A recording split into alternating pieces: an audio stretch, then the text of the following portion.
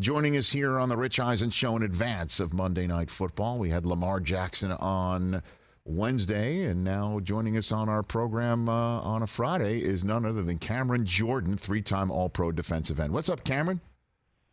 Man, just like I said, just searching for the right solution to the problem that, the Ravens pose. So we can do that. We can try and start stacking some wins. Do you want to just jump right into game conversation? Is that what you want to do? You want to do that? I mean, I'm just getting out of practice, so that's where I'm at right now. I'm game focused, game forward right now. Okay, so you just step off the practice field, and what are you focused on? What are you focused on, Cameron? The former MVP, that is, Lamar Jackson, plus, Gus Edwards, and of course you got Mark Andrews.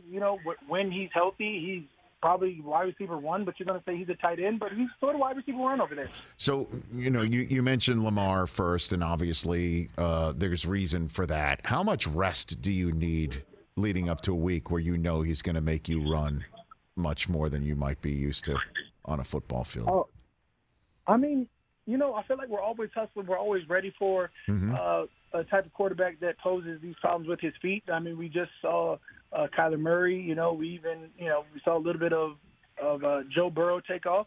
We face these quarterbacks when we can. But, I mean, this is going to prep us as well because beyond the former NFL MVP and Lamar Jackson, we have the Philadelphia Eagles somewhere this season. So this is something that we have to lock in with. Okay. It's not even, it is what it is. We have to be ready to play these types of quarterbacks. Who's the guy that makes you run around the most then? Who is that? Is it Lamar? Have you faced Lamar? I mean, he's not in the league anymore, so I don't have to worry about him. he's out. You say Cam Newton used to run from sideline to sideline to sideline to sideline to then take off for another 5, 10, 15, 20 yards down the field. But you can't, troll on him when you beat him like you used to, right? Like that's what you used to do, right? Didn't you do that once upon a time? Didn't you send him wine one time? Didn't you send him some Jordan wine? Didn't you do that once, Cameron? Once upon a time, I sent off a hey, if you want to come over to the Saints, I'll be Cameron and you can be Cam. I also do that too. Only you, man. Only you.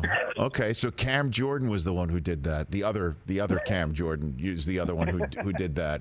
Okay, so then what do you do? I mean, stay in lanes? I'm serious. How does one make sure that Lamar doesn't go off and start spin-a-ramming and then you watch him go the other direction?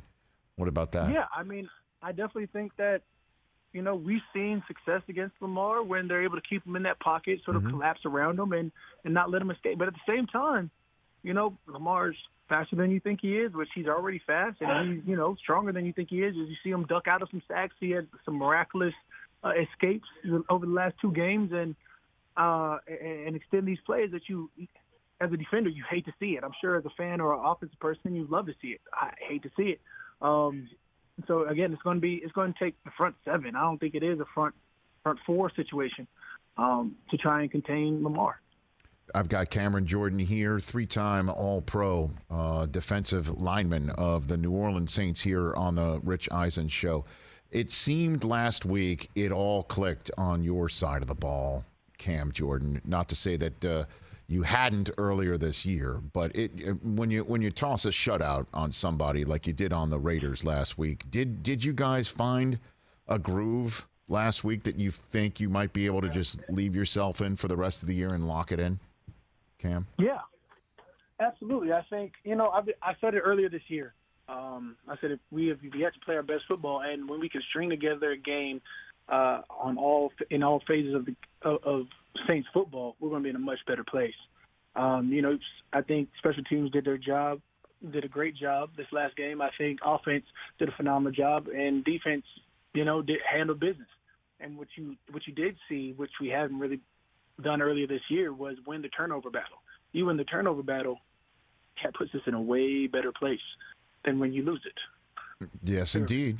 Yes, indeed. And then the fact that nobody's running away with this division. I mean, you're right there after the 3-5 start. You're literally sitting right there in this division right now. Coaches, fans, and analytics keep bringing that up. Me, I'm going to worry about, trying to defeat the man in front of me and keeping Lamar Jack in the pocket. Because, what we can't do is keep looking at how close we are to something, if you stay peeking over, you can sort of lose grasp of what's in front of you. Stay focused on what's in front of us. Or the fact that the division's still there. Normally, again, when you were 2-5 walking into a game last week, taking on the Raiders, now you're 3-5, and you could keep on stacking them.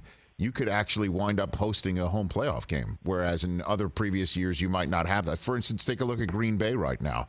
They have the same record as you, but don't really seem to have that path to winning a division that you do. So that's kind of why I bring that up, Cam Jordan. Yeah, you say so, but there's still 10 games left. So there's still a lot of football left.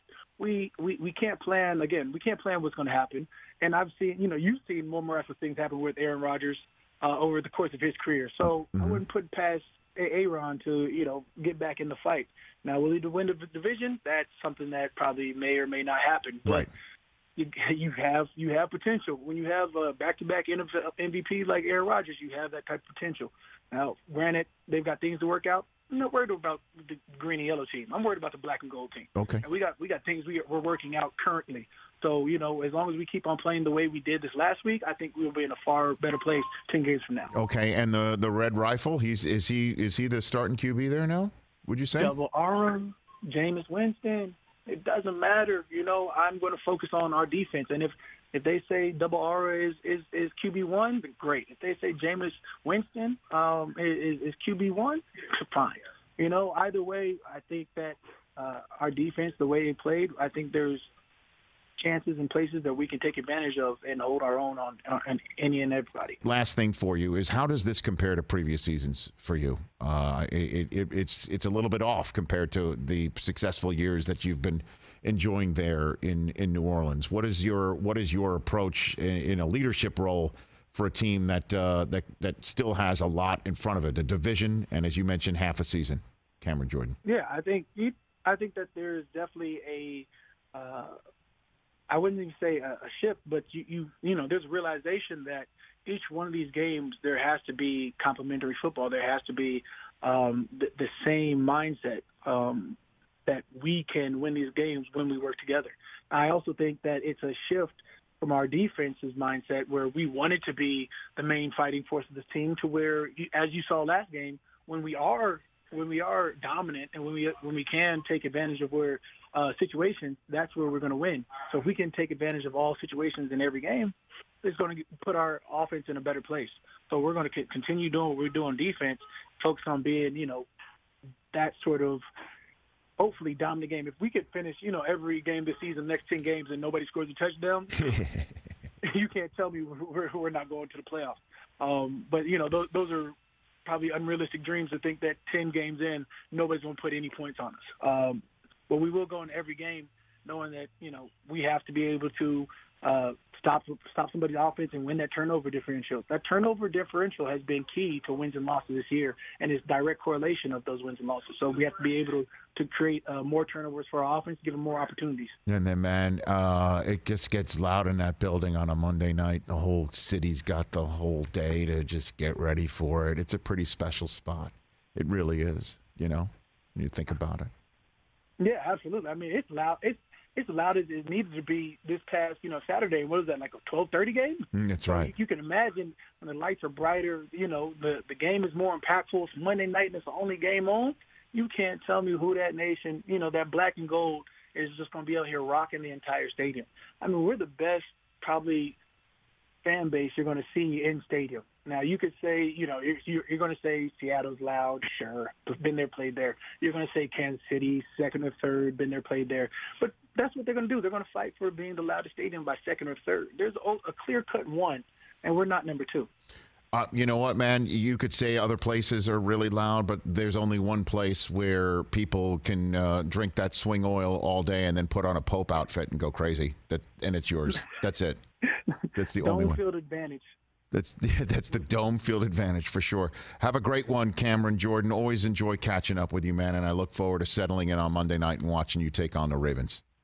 No, hey, Cam didn't come my way, so I'm still Cam. I'm counting Cam Day to the end of it. Okay. But I appreciate you having me. You got it. Cam Jordan, everybody, right here on The Rich Eisen Show. Catch The Rich Eisen Show every single day on the Roku channel, 12 to 3 Eastern, for free.